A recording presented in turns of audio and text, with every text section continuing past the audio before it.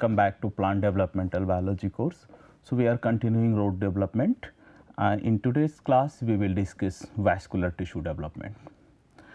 So, basically vascular tissue is very important and it makes basically transport system in the plant, and transport system is absolutely essential for survival of a plant. We also have transport system in every organism. In animals, the nature of transport system also called circulatory system. It is because there is a circulatory mode of transport where we have a central organ called heart. But in case of plants, transport system is not circulatory, it is non-circulatory, and it is parallel. Two parallel tissues, xylem and phloems, basically makes the transport system. And xylem, what it does, it takes mostly water, minerals from the soil and it transport everywhere, and phloem basically takes photosynthetic material and lot of signaling molecules and it distributes or allocate to other part of the plants. Another important and key difference between the transport in the transport system between plants and animals are, in case of animals, transport occurs through the tube, which is either artery or veins. So, basically there is a very specialized structure which is called tube, and the transport occurs outside the cells. But in case of plants, basically the transport occurs through the cells. So, there are spatial cells, they have acquired spatial features and the transport occurs from one cell to another cells, and it is moving for both in case of xylem as well in the phloem. And basically the vascular tissues have three different components: xylem, phloem and cambium, cambium or procambium. Procambiums are basically a kind of stem cell for generating other secondary tissues during the process of secondary growth, which makes cambium. But another important thing, that the organization of these tissues, xylem and phloem, is dependent on the tissue. So, if you look the root, there is a different pattern of vascular tissue arrangement. If you look shoot, there is a different pattern of tissue arrangement, leaf and everywhere. And the process or the developmental program for vascular development is set at the stage of embryogenesis itself, the primary vascular tissues. So, as you can see here, maybe in next slide you will see more detail, but these tissues are basically your procambium tissues, and these procambium tissues are going to basically make a kind of cambium cells. This is a root tip or primary root tip, and if you look the arrangement of this vascular tissue, so if you take from the outer side, you have epidermis, then you have cortex, and then below cortex you have endodermis, and after endodermis you have pericycle. So, basically your vascular tissue, they have pericycles, then in pericycles you have, this is a typical primary root of Arabidopsis, model plant Arabidopsis. You have xylem, and xylem has a kind of linear axis, you can see here, and in xylem you have protoxylem and metaxylem. So, these two are the protoxylem, they are the metaxylem, and then at the two poles you have phloem tissues. So, these are the phloem tissues pole, and in this phloem tissue there are two very important phloem tissue, these are called sieve element and then companion cells. These are very important. So, sieve elements and companion cells. And if you cut cross section at different places, the arrangement or organization of these tissues is different. So, the question is that how these vascular tissues are specified, how procambiums or vascular procambiums are specified. So, if you look the embryogenesis, early embryogenesis, so basically these are your ground tissue initials are the putative ground tissue they are going to take, and then these are the vascular stem cell initials. And what happens here at this stage, this is maybe more clear. So, these are ground tissue precursors, and then you have pericycle, and then you have vascular stem cells.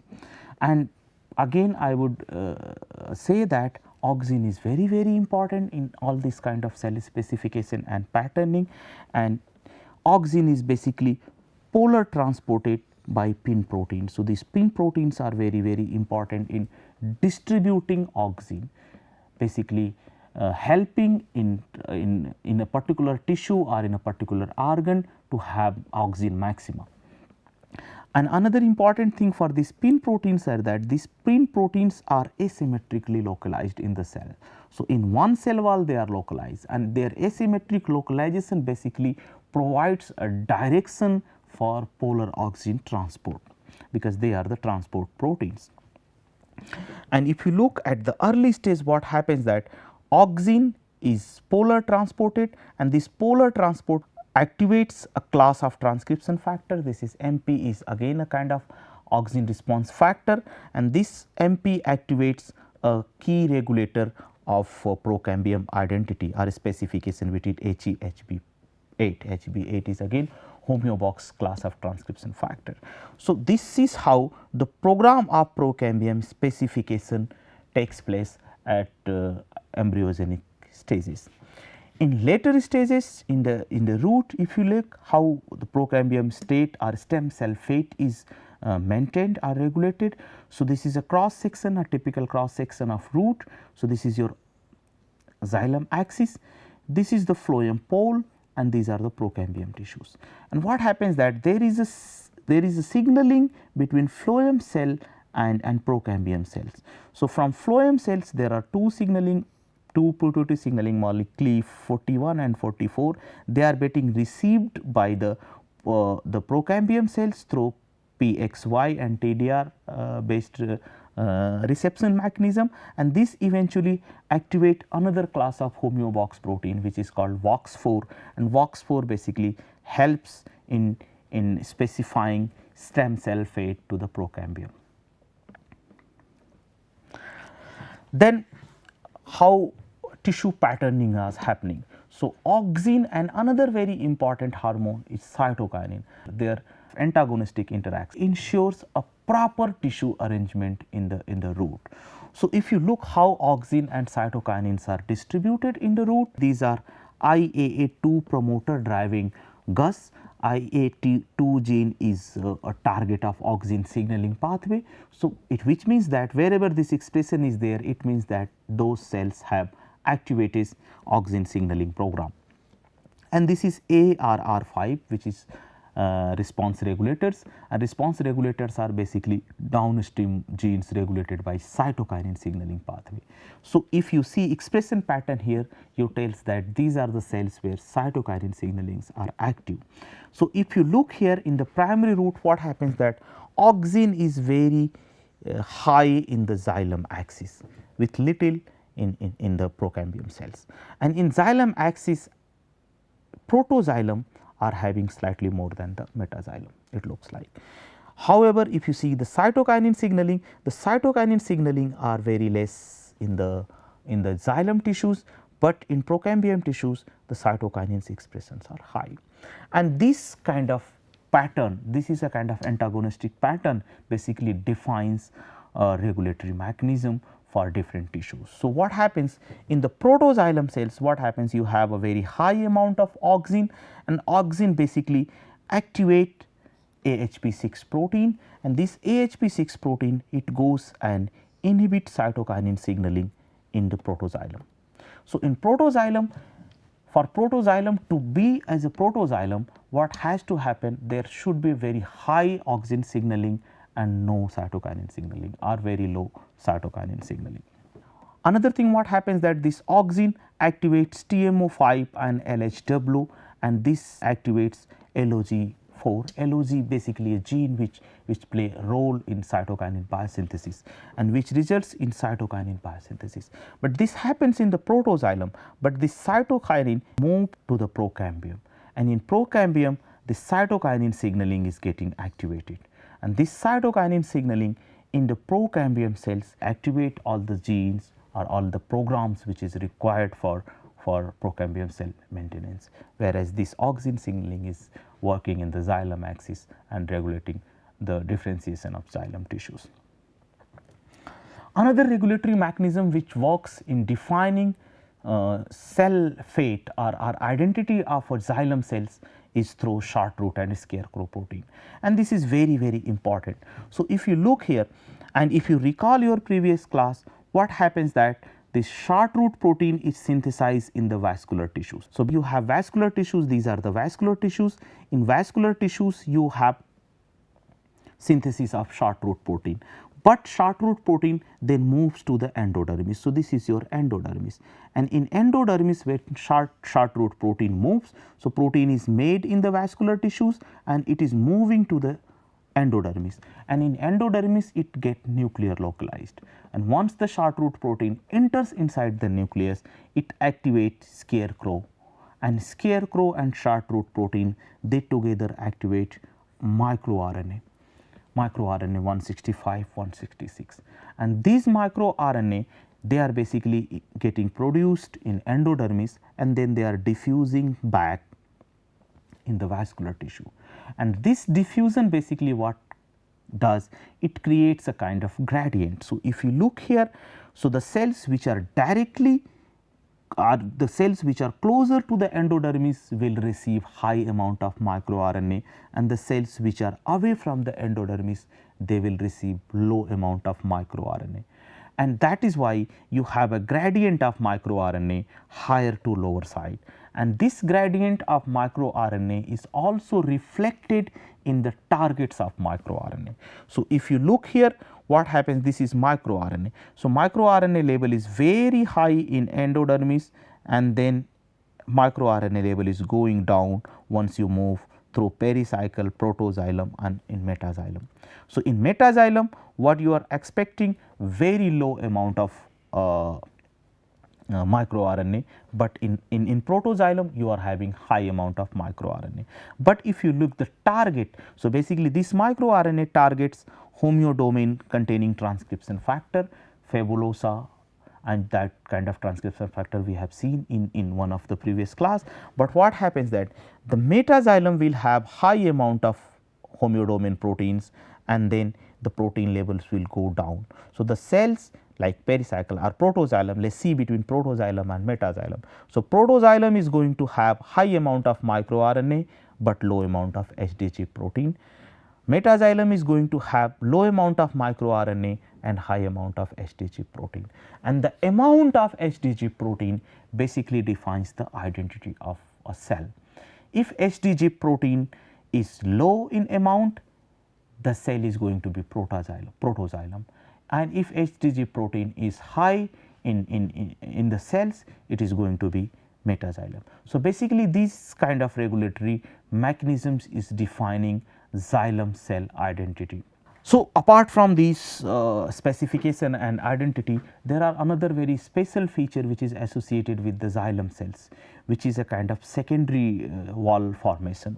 So, if you look normally what happens that if once your cell is specified as a xylem cells, this xylem cells enters in the process of secondary wall patterning, and there are lot of changes occurs, and eventually the xylem cells they die through the process of programmed cell death, and this is very important because xylem has to work as a tube for conducting water and other minerals, or it has to have a very strong mechanical property to be able to transport this. So, this process of xylem differentiation is also regulated by another genes. Some of these genes are VND6 and 7, SND1, and these are LOB domain containing transcription factor, and they are eventually regulating some MIB domain transcription factor, and this interaction of all these proteins basically they ensures that there are some cellular modification by depositing some cellulose, xylon, lignins, and then eventually some of them are regulating the final process of programmed cell death to generate a final functional xylem tissues. Now, another important tissue which is part of vascular tissues are phloem tissues. If you look here, so this is the picture which is which tells that they are running in the parallel. So, this is basically your xylem vessels and this is your phloem tissues. In phloem tissues there are two important tissues, one is called phloem sieve tubes or sieve element or sieve cells, and this is directly connected with a companion cell from one side and phloem pole pericycle cell from another side. So, if you make a cross section here, you can see that these are the sieve elements, these are the companion cell, and these are the pericycle cells which is directly attached with the phloem pole pericycle cells it is called. And early stage of this phloem development is regulated by this mechanism. This has been identified. OPS CLE40 mediated BAM regulation, which this is also working in the dose dependent manner, and BRX based mechanism.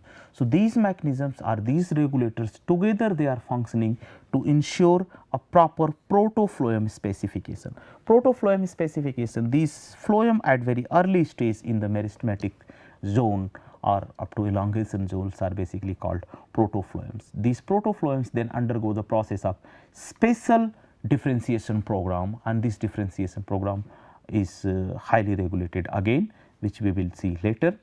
But another very important regulator which regulates phloem development is another transcription factor which is called APL, Apple transcription factor. As you can see that, and this regulation of phloem is very important. If you do not have phloem, so in this Apple mutant phloem identity is totally lost, and this mutant is seedling lethal. So, plants are grown, but it cannot survive for the entire life. And if you look what kind of phloems are defective in this mutant background, so these are the markers. J0701 basically marks your sieve element or proto sieve elements, and if you look in normal wild type root, you see these markers are present, but in Apple mutant these markers are absent, which tells that the sieve elements or proto sieve elements are missing or their identity is not established. The SUC2 protein and SUC2 is a marker for companion cell, and you can look here that even companion cells are not formed in the Apple mutants. So, this tells that Apple regulates both the cell types, sieve element as well as companion cell identity in the root. And if you make a cross section, this is your wild type, you have xylem axis, then you have this phloem cells. But if you look the mutant background, this identity of phloem cells are totally different, but if you complement with the Apple, you can see again the normal function. Then you know that Apple is regulating both companion cell as well as sieve element, but where does Apple itself express? So, there are two way of regulation. One regulation is that which is called cell autonomous regulation or non-cell autonomous regulation. So, basically what happens that if the regulator is present in the cell and then regulating its identity, then it is called cell autonomous. Protein is present in one cell and regulating identity of the neighboring cell or some different cell, then it is called non-cell autonomous regulation. And when you check the expression pattern of Apple protein, it expresses both in proto-sieve elements. This is basically nuclear localized signal. You can see in the sieve element, this is proto-sieve elements, and later stage you can see that this is your proto-sieve element, and then the companion cell in the differentiation zone, these are the companion cell. So, this expresses both in sieve element as well as companion cells and regulates their identity. Then next, okay, so this is a regulator of both the cells. Do we have some specific regulation of the sieve element cell? To identify this, there was a genomics based approaches taken. So, what it has been done? So, there was approach called microarray. If you recall, we have discussed in some of the previous class, and what happens that microarray has been performed, but it was performed in a very specialized manner. These phloem cells were sorted using a technique called FACS. FACS is fluorescent activated cell sorting based techniques. So, if you put some fluorescent tag in these cells, then specifically you can isolate these cells from these tissues. And then phloem cells are the cells which are present at the place of phloem has been isolated from Apple mutant, and then total RNA was extracted and it was used for doing microarray and to identify what are the genes whose expressions are getting affected. And out of these genes, so there were large number of genes, but two important transcription factors were identified. So, one was NAC45 and another was NAC86. So, both are NAC domain containing transcription factor NAC45 and NAC86.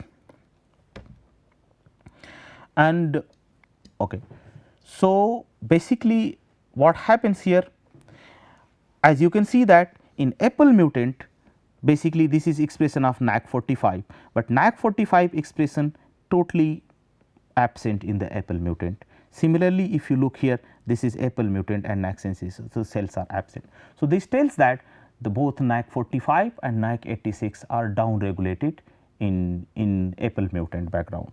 Then if you check the expression of NAC45 and NAC86 itself, what you find that these genes are very specifically expressed in the sieve element, but they do not express in the companion cell.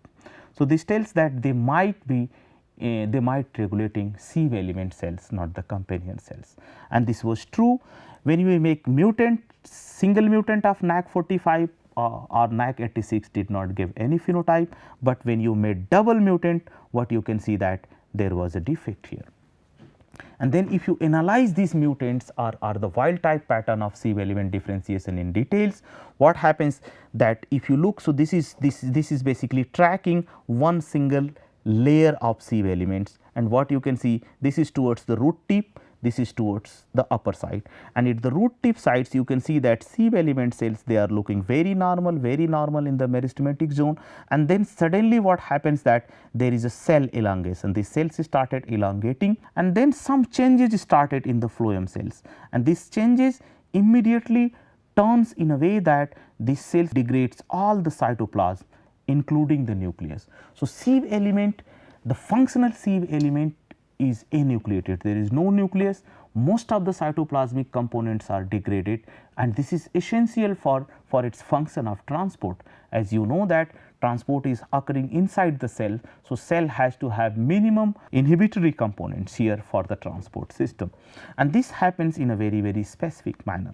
How this is? So, if you look, there are three stages. First stage, it is very normal. Second stage, which is called intermediate, the process of differentiation or special differentiation of cell sieve element started, and then in stage 3 the differentiation has occurred in a way that the sieve elements has totally lost the nucleus, now it is empty, more kind of channels, and the common cell wall between two cells are very porous in nature in case of sieve elements. That is why it is called sieve, because there are holes, there are pores in the cell wall, and it makes a kind of a structure like sieve, and that is important for water or anything to move from one cell to another cell. If you look the mutant, this double mutant, what we see that cytoplasm and nucleus degradation is blocked. So, there is no degradation. Since there is no removal of nucleus, there is no removal of cytoplasm, the sieve elements are not completed its differentiation program, and that is why these plants are also seedling lethal, they do not survive for lifelong. And you can check here, so this is a longitudinal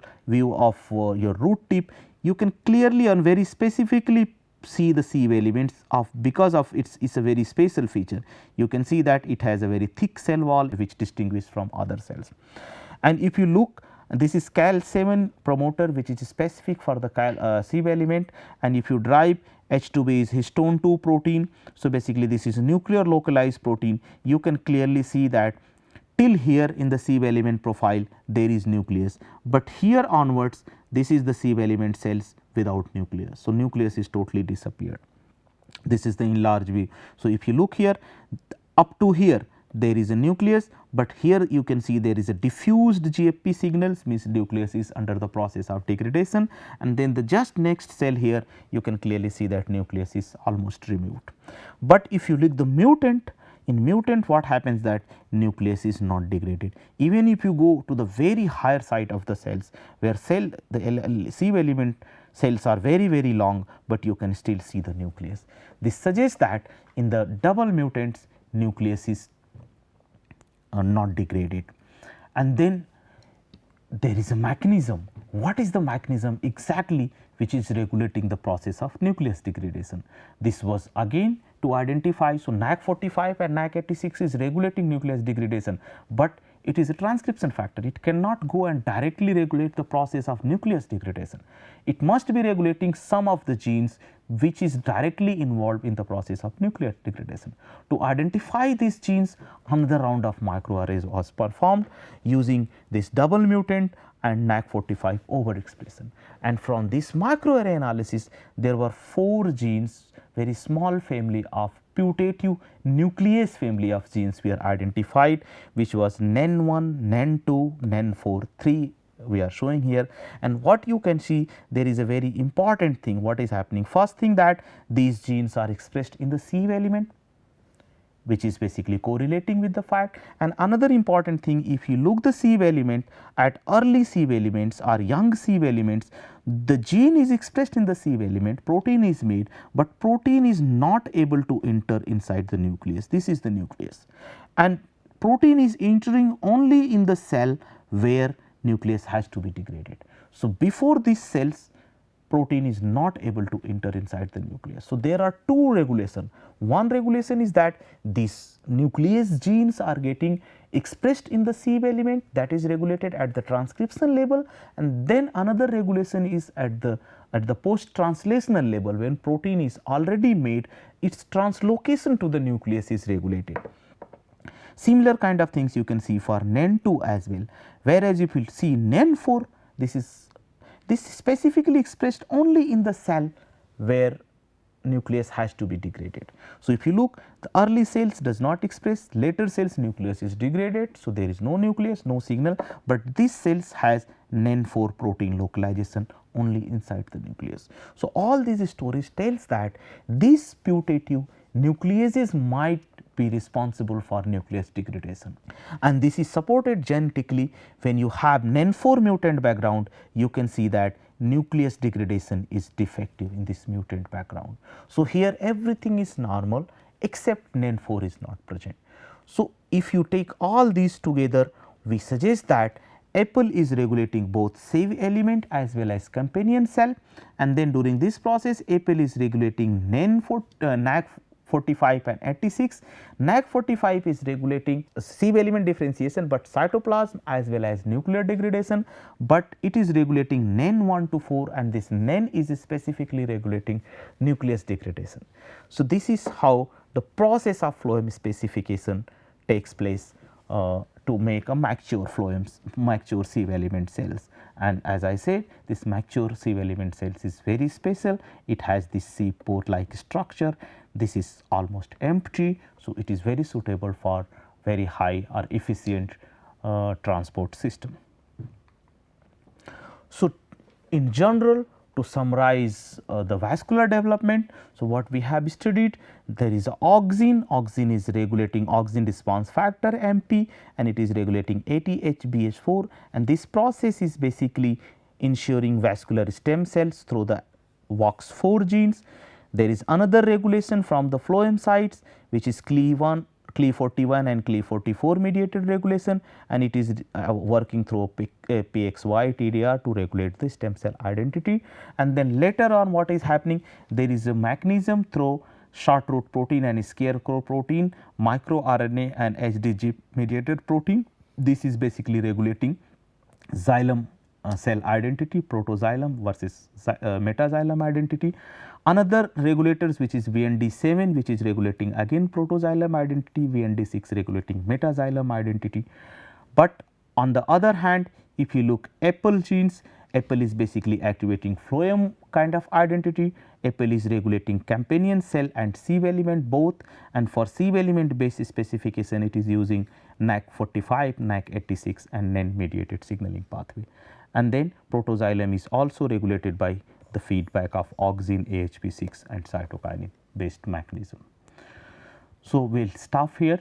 In next class we will discuss root branching. Thank you very much.